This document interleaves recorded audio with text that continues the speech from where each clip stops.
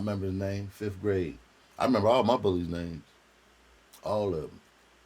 I ran into one of them at a comedy show in Kalamazoo a long time ago, man. And it was probably about 15 years ago.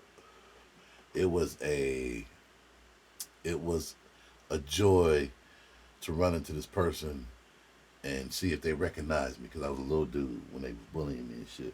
Motherfucker hit me right in front of my girlfriend, walked across the street and fired on me. Bow! And I made up some dumbass excuse. It was in the 9th grade. This is a covert. And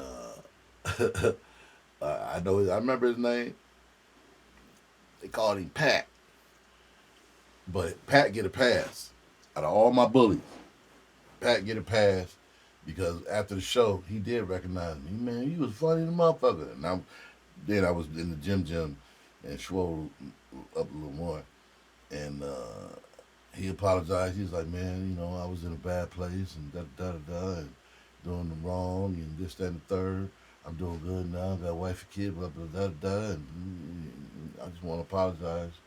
And I'm glad you're doing good, man. And that was dope. And, man, I hope you see that. And it felt good, man. It was,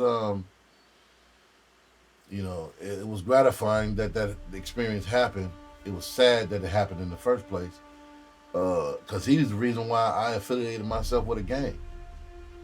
The opposite gang of what he was. Because he tried to bully me in the cornfield first. That's when I first was introduced to gang life. And joined, affiliate. I didn't really join. I affiliated myself with the opposite gang he was just because he told me to turn my shit one way and I turned it to the other way. Just because he said. Didn't realize a lot of my family was just the gang that I happened to side with or whatever. But this motherfucker, yeah, I affiliated myself with a gang because I was getting bullied. That's why motherfuckers join gangs in the first place. It's because for protection or whatever. But I didn't join it. I didn't do it for protection. I did it just because this nigga told me I had to do his shit. Yeah, man. But he get a pass because he owned up to the bullshit he did, and it wasn't like he was threatened when he saw me or whatever, but you could tell he was humble. Like he knew what the fuck he did because I probably wasn't the only motherfucker he bullied. You know what I'm saying? I wasn't the only motherfucker he bullied. He did that shit to me. He did it to somebody else.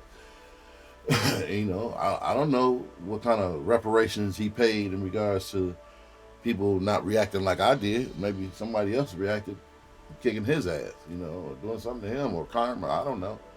But I appreciate that nigga coming to apologize. It takes balls and guts, to own up to some shit like that when you grow up,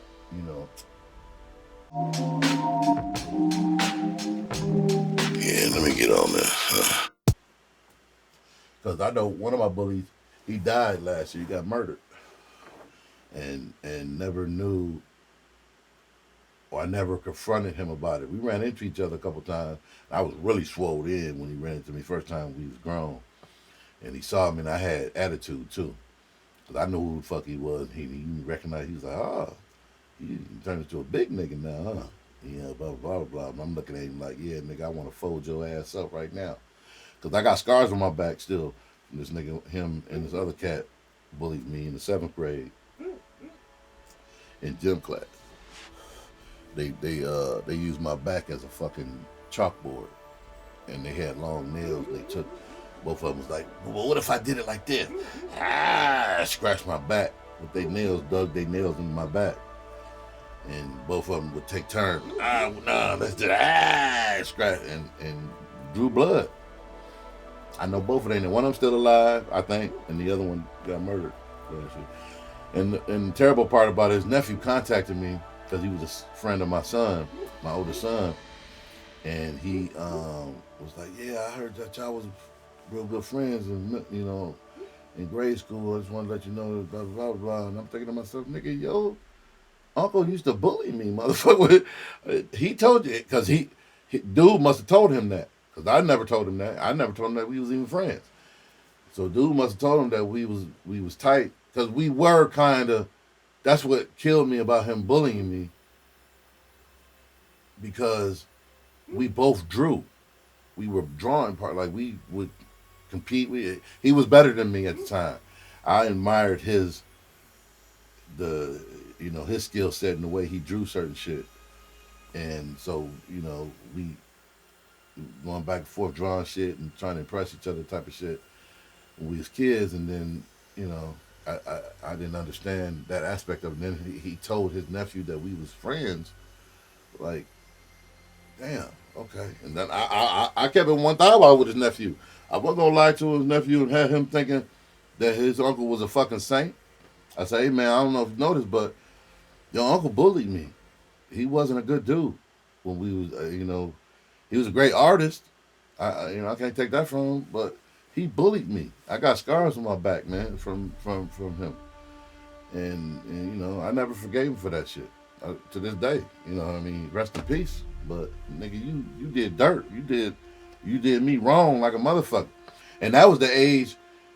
That was at that time, I could have been the first Columbine kid. That's how much I was getting bullied.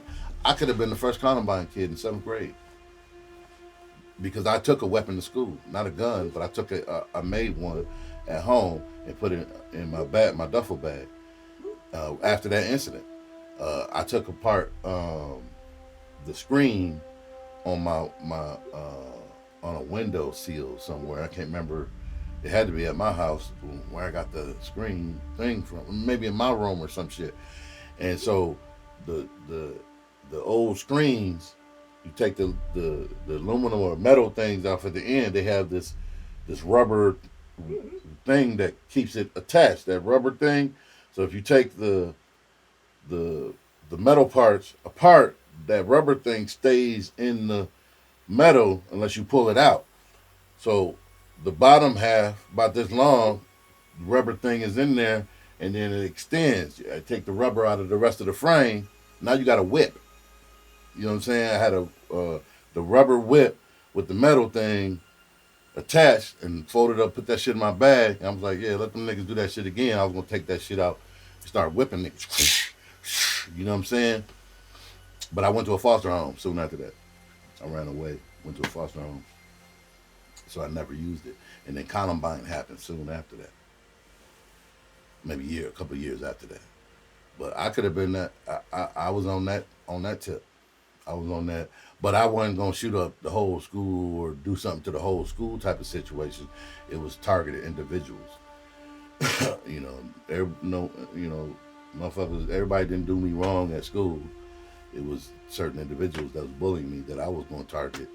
And I wasn't going to go there to do it to them. I was going to wait until someone tried some shit again and defend myself. So it wasn't no retaliatory, I'm going to go and hurt anybody that I see situation. In my mind at the time, it was, I'm going to get these niggas back or the next niggas that fuck with me. And that's what it was. I got bullied until, the 10th grade. The end of the 10th grade, yeah. Ooh, I'm going to talk about that too. In the end of the 10th grade, I was at Covert. And some shit went down that year. Revenge. Oh, man. Should I talk about that right now?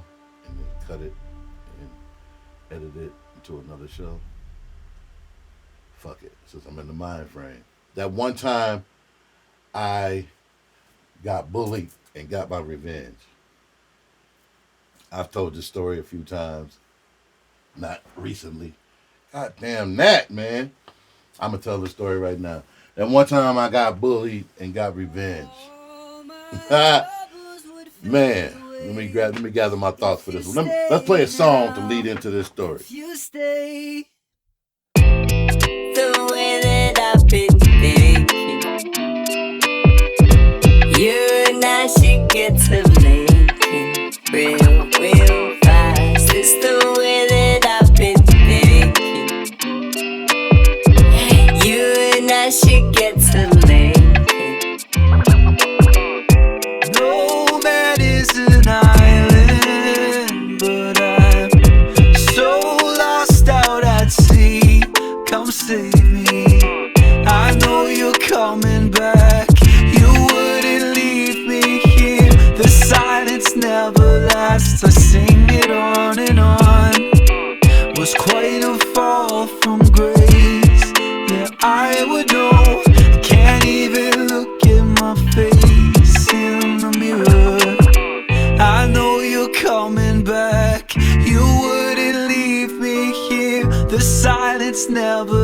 us to sing it on and on.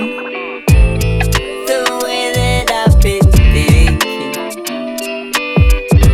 you and I should get to making real fast. It's the way that I've been thinking, you and I should get to making. It's quite the fall from grace. Yeah, I would know. Can't even look at my face in the mirror. No, mine is an island, and all memories drift out to sea. Come and save me. You just left me here. Exchange tears for fears. I make the choice to smile and sing along and on.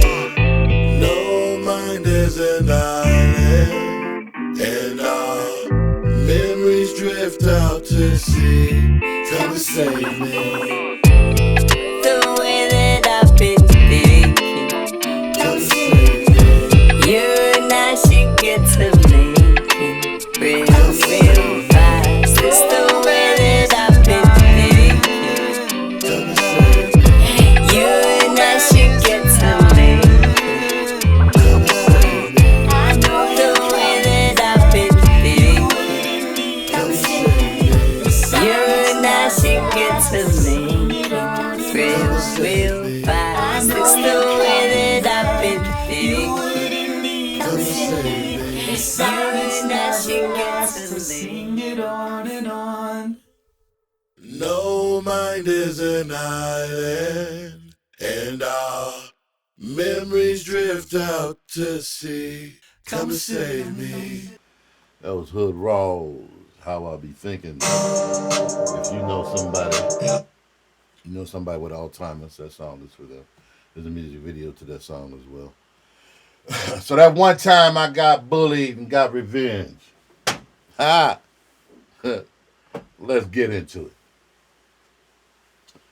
So I, in the 10th grade, this is my last year at Colbert High School, kind of in Colbert, Michigan. I was a foster kid. And I had several bullies.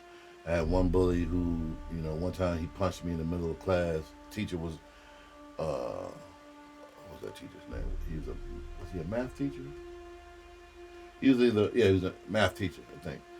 And he was turned around on the chalkboard. Something was said, and I was smart at it. I'm smart at it. And something was said, and, by the bully, and I said something, and he was like, "What?" And so the teacher turned around. This nigga stood up, came over to me, bow, hit me in my jaw, and you could hear it. It was loud, bow. And the teacher turned around, "What was that?" Everybody laughing and shit, and he's looking at me like, "You better not say nothing. I'll beat you up," in the, that type of shit. And just regular microaggressions. The funny thing about when I first got there, I got a girlfriend like the second fucking day. Most popular girl in school and shit. But apparently she did that to all the new motherfuckers. That relationship only lasted a week. And then she found out I was a, L7 and shit. And, I had just come from being a Jehovah's Witness. You know what I'm saying? This is all new to me. I'm talking to a girl like, "So, do you go to church?" You know what I'm saying? Like, L7, you know what I'm saying? And, I was taught to turn the other cheek. Coming out of being a Jehovah's Witness, I was taught to be docile and all that type of shit. So that shit got my ass whooped. Period. That shit got me fucked up. And, but I was one of those people who built up anger and exploded. And I was growing into a bigger dude, but other people saw my strength and that it was in me lying dormant and was be frustrated. Like my best friend at the time, he was so frustrated because he was short. They called him too. He was short than the motherfucker, and motherfuckers respected him and feared him, all kind of shit. It was crazy. And he saw in me the strength that I had, but I didn't see it.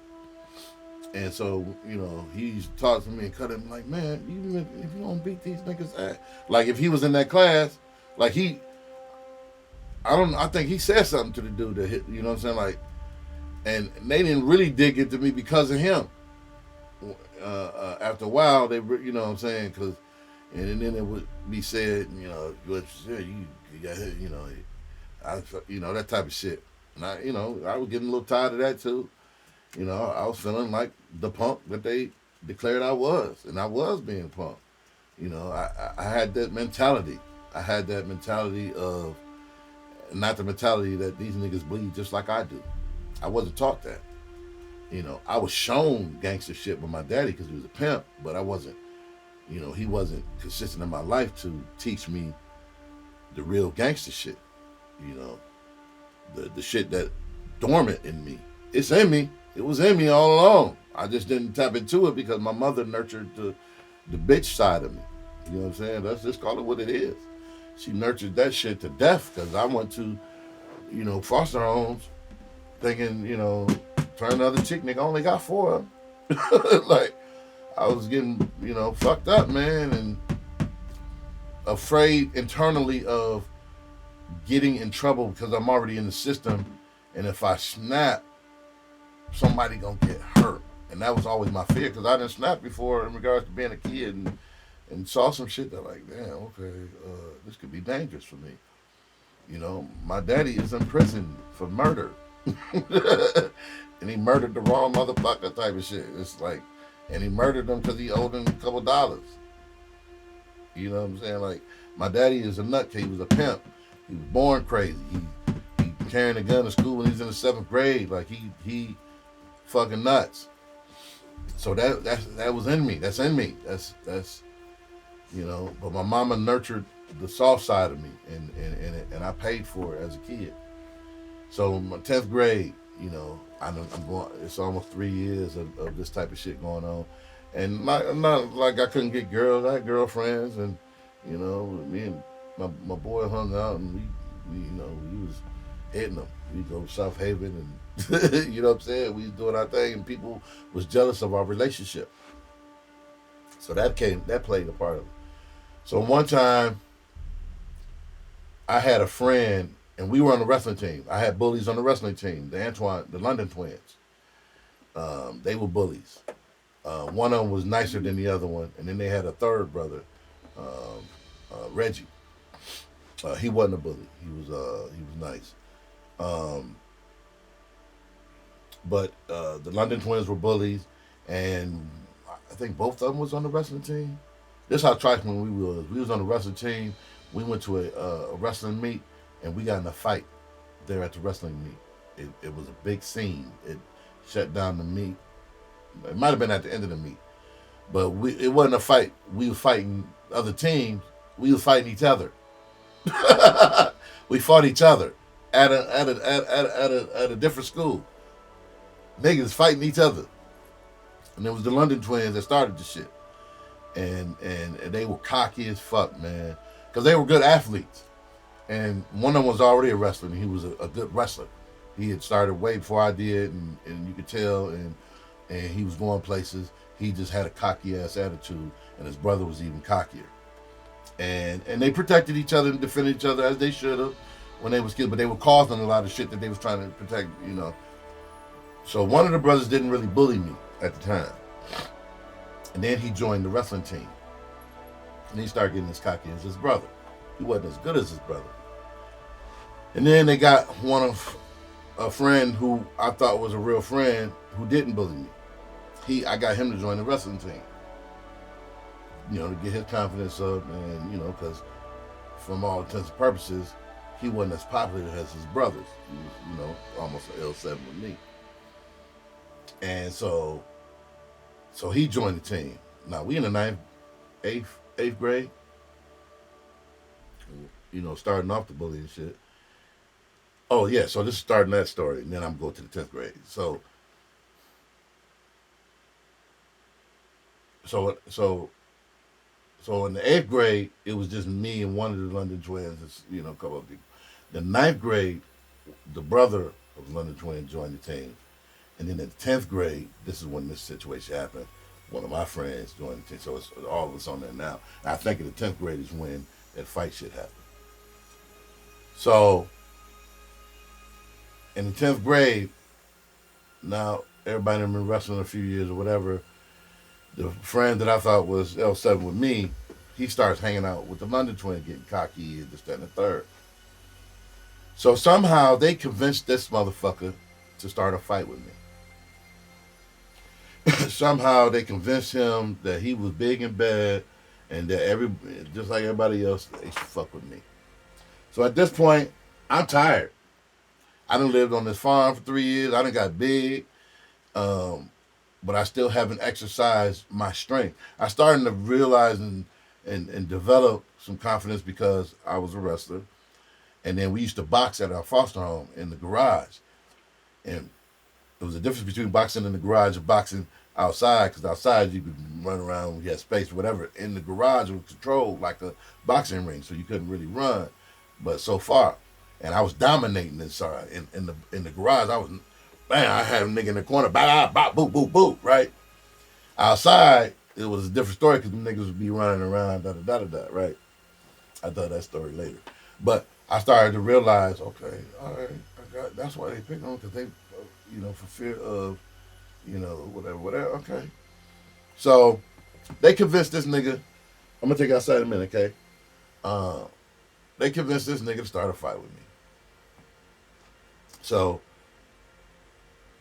one day we go into the school, we ride the bus, we go to the school, we get off the bus, and we walk into the foyer area where the gym is over here, the cafeteria is over here. And he stops, turns around, and starts this fight. What's up, nigga? No. That's why, okay. We go to the lockers, around the corner to the lockers. And he stopped me in the hallway. And it's like, what's up, da-da-da. I want to say another nigga assaulted me that day too and shit. I want to say it was Jermaine. I can't remember. Maybe he got in a fight that day with another nigga. I don't want to say that he hit me. I want to say he got in a fight with another dude and knocked his ass out or some shit. Something happened. Maybe that same day. I think it was that same day he got in a fight. But this dude called me out in the hallway. Like, what's up? You could tell he was making up some shit and trying to start some shit. I'm like, man, what is you doing? Like, blah, blah, blah. And then he fired on me. And we started tussling in the hallway, wrestling or whatever, and then they broke that shit up. So when he did that shit, I was so mad and disappointed, and the London twins was there, hyping the shit up. They, instigate, right? So the thing ended, we get suspended. We get suspended for like 10 days. So I'm at home, mad, festering. Everybody has seen this shit in the open. Like, it's certified. I'm a fucking bitch type of, in my mind. Certified bitch nigga. That's me. Certified. This is my life. I'm the fucking punching bag for everybody. I was done with that. After that incident, I was done with that shit. I don't give a fuck if I get suspended, taken to jail, re-locked up, taken back to juvenile home. Y'all not using that as a fear. Because that was a fear in my mind. I didn't want to be locked up. I just came from being locked up. I didn't want to go back to that shit. So I spent the 10 days at home on suspension, plotting revenge. I planned like a fucking movie. I'm about to tell you. It was like a fucking movie. That shit went off. When I tell you I planned this shit perfectly, nigga, that shit was the best movie I ever directed. So I'm in the foster home. There's the foster parents, grandkids, who bunch of instigators and shit talkers and couldn't wait to see, you ain't gonna do shit, that type of shit. Cause I'm planning it from the time I get onto the bus, cause the people I got an issue with ride the same bus. So So I'm planning it from the time I get on the fucking bus till we get to the school. I had 10 days, nigga.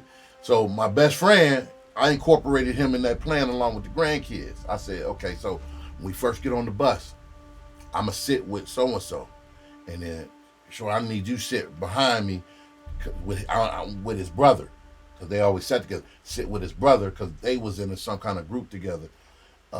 So he was like, I got to sit with him. I don't want him jumping in because me and his brother got an issue. And then I'm gonna need y'all just stay over there because the grandkids is gonna fuck shit up, laughing and giggling and shit. One of them did. One of them was, Kenny over there looking and grinning and shit. Like you gonna do this, that time. I'm like, nigga, stop, nigga, you gonna fuck shit up. Everybody got their little apprehensive grin and shit, like, this shit don't really happen type of shit on the bus. It's tense. And so that was the morning. That was the morning Vincent was. That was the morning. So we stayed out at the bus stop. Here's the plan being enacted. So we stayed there at the bus stop, waiting for the bus. Everybody, nervous, like, damn, this shit about to go down. It's D-Day. We going back to school. Suspension's over. So we standing outside waiting for the bus, and all of a sudden, pew! We live on a farm, so we got horses and shit, horse flies, big ass fucking, and they bite. So we thought it was horse flies. One hit Kenny, bam! He was, oh shit, oh man, these motherfuckers are. So we running, moving around. All of a sudden, we hear some laughing and a cop. So we got a click. We look across the street. We see some shiny shit. It's Vincent in the window shooting pellet guns at us. Pap! Pap! And he shot Kenny in the stomach and shit. Kenny was like, oh shit. Just shooting at us. Like, he could have put our eye out type of shit. You know what I'm saying? Like, it's dangerous old shit. So that's how we start the morning off. He laughing. Bus come.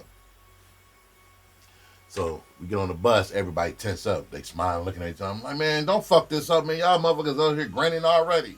Y'all gonna fuck this up and let this nigga know something about to happen.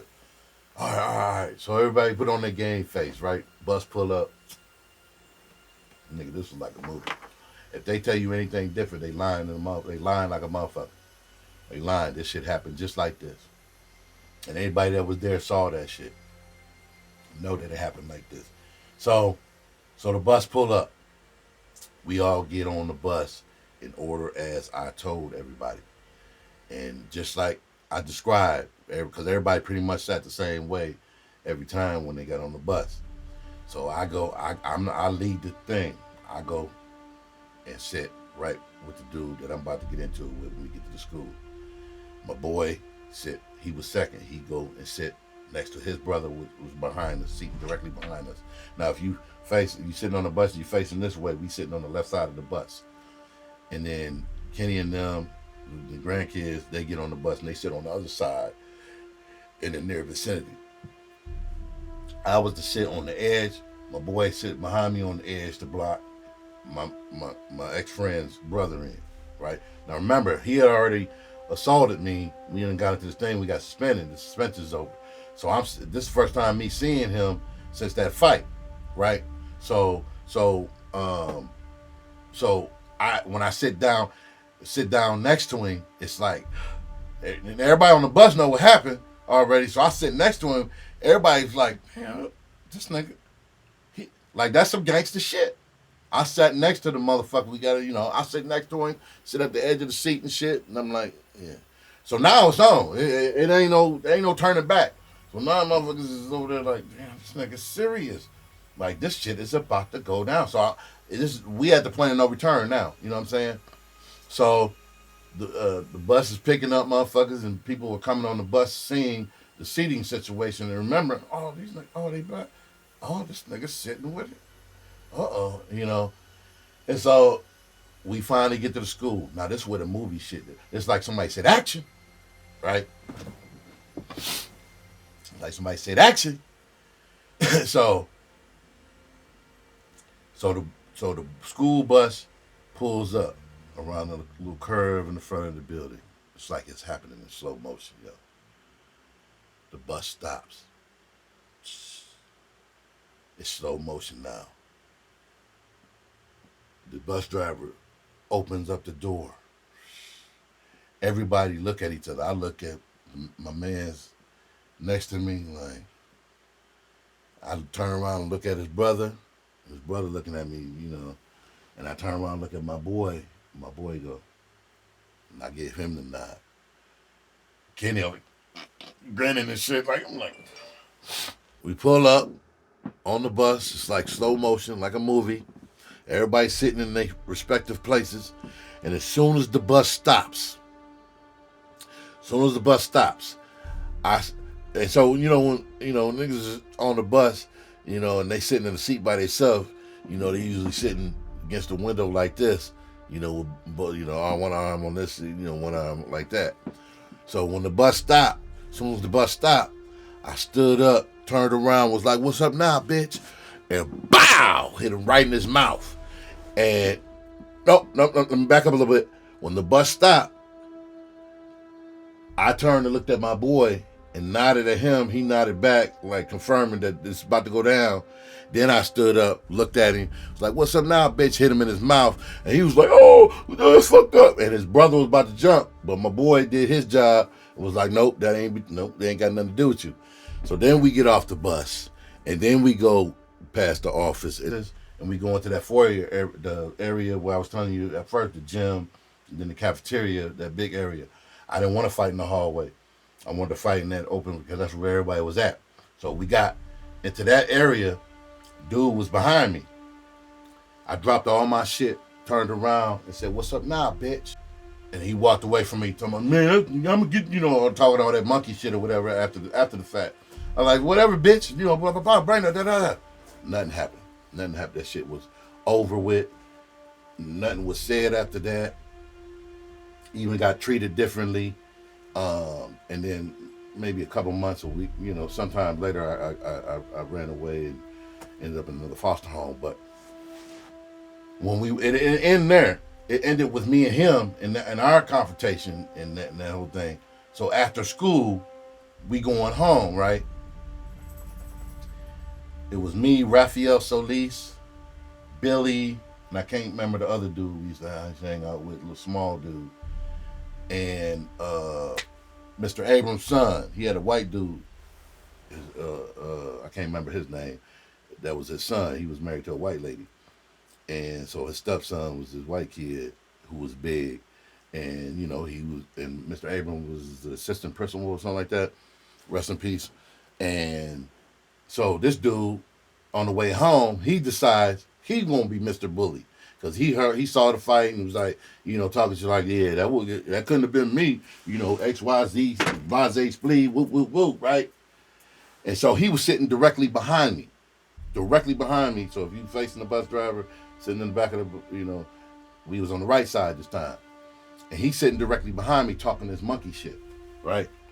And I told you, this was the last day for all that shit. After that fight that morning, you couldn't say nothing to me. Even my regular bullies, I was ready to handle. Y'all motherfuckers done unleashed the beast in this bitch, right? I learned that day that niggas bleed just like I do. And they talking a bunch of shit and boom, boom, boom, just as scared as, I am, whatever. I was just the weakest link, someone that they could pick on without any recourse or retribution. So they thought, right? So he talking shit behind me. Yeah, blah, blah, blah. So I think his name was Tony. So I turn around, because I'm hyped. You know what I'm saying? From this day on, I'm not being picked on no more. That was my declaration. That was it. So I turn around and say something else. Say one more motherfucking thing and I'm going to hit you in your fucking mouth. And everybody was like, "Damn," because this is Mr. Abrams' son. He was like, he said something else. Man, I turned around, hit that motherfucker right in his fucking mouth. And he ain't do shit. He ain't say. She started, "Why'd you do it?" All that type of shit. I'm so tired of you motherfuckers fucking with me. Blah, blah, blah, blah, blah, blah, blah, blah, blah. What else you want, bitch? Just hyped up, whatever. Never did anything after that. Nothing never happened. Never, tried to get me back. None of that shit. No. As a matter of fact, I think our conversation after that was even different. that of a little bit of respect. And I'm pretty sure that I ran away soon after that and ended up in another foster home. But yeah, man, that was the last day I got bullied. In 10th grade, was the last day I got bullied. People try to attempt other times in other places in my life in school, but it didn't go through. It didn't happen. And especially, I've got even bigger from being on that fucking farm, and chopping wood and baling hay and all that old shit. So I was coming into my size, and I was still wrestling. And the more I became experienced in wrestling, nigga, please, put your hands on me if you want to. Fold your monkey ass up. And that's where my confidence, the majority of my confidence came, and then the experience of being in combat with somebody, knowing that I can handle myself, and what the fuck am I scared of? Getting punched in the fucking face once? Somebody you know what I'm saying? Like, I had that fucking fear because when I was a shorty at home on Real Mama, if I get in a fight and get suspended, I'm gonna get my ass whooped. Not thinking and realizing if I fight and get suspended here, they're not gonna whoop me. They can't touch me like that. So what is my fear? Oh, because I don't want to be locked the fuck up. Because it was always impressed upon you and preached upon. If you get in trouble, you don't get locked the fuck up. I didn't want that. So that was the replacement fear of what my mother instilled in me of getting my ass. Because my mother, it wasn't no ass, it was a beating. It was a damn near killing. When she felt embarrassed and you embarrassing her acting a fool in school. So yeah, man, I had to be put in the lion's den to overcome my fear of defending myself and getting in trouble. It was never really about getting hurt. I was never really scared because the reason why I was getting bullied is because I was talking shit. I would say what was on my mind.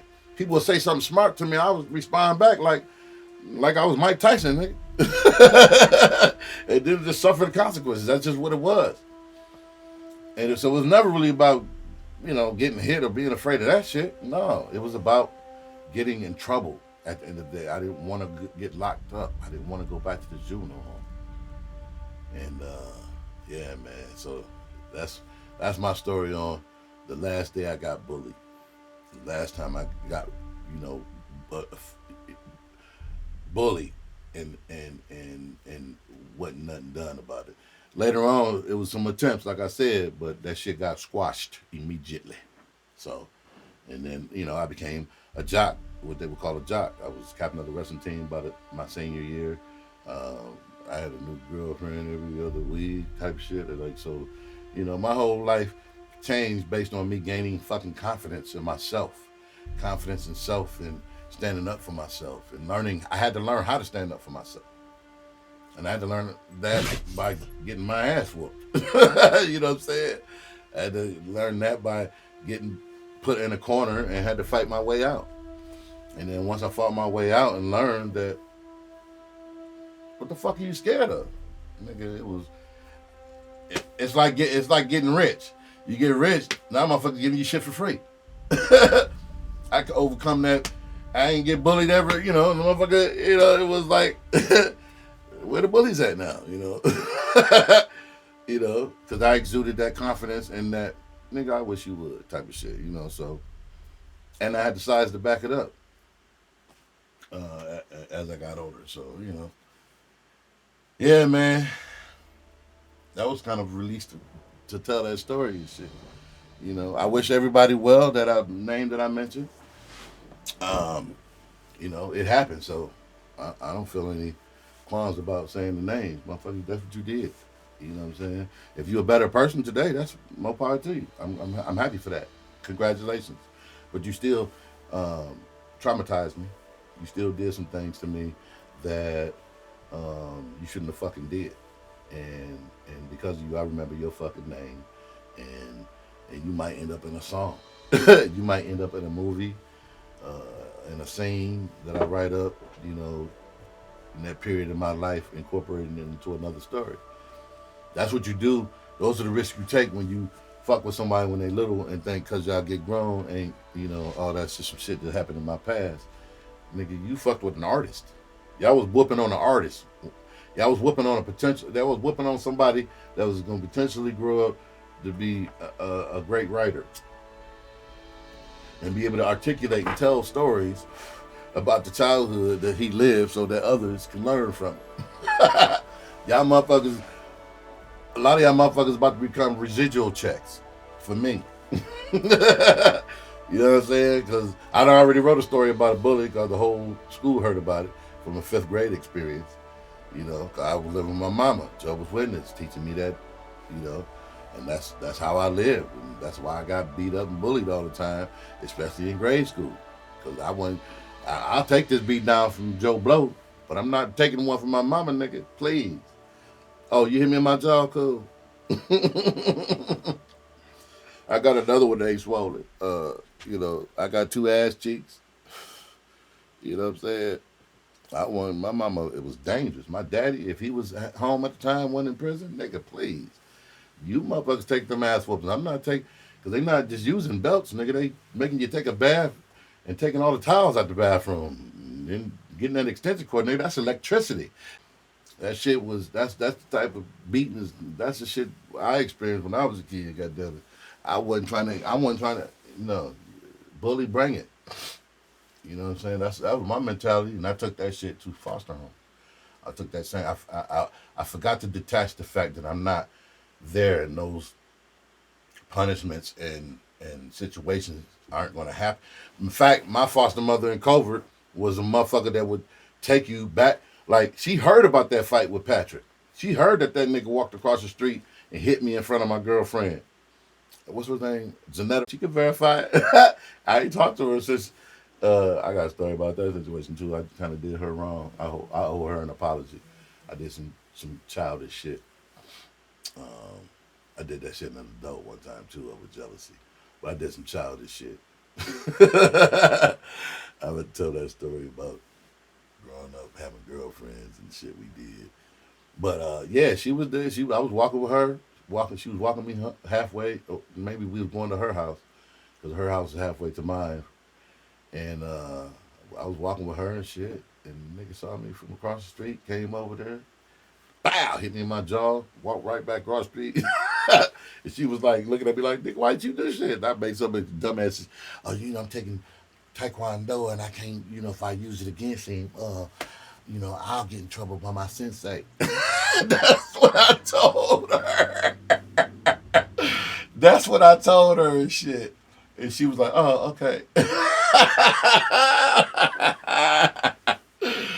That's what I told her, man. I think she gave me something that day, too.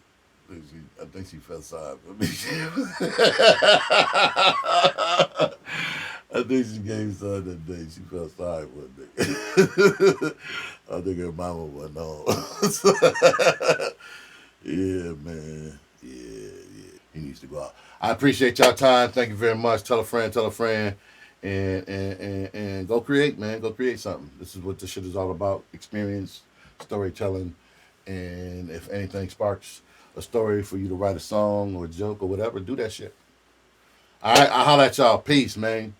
Peace, love, and nappiness forever. This is Hood Rawlz. I'm out.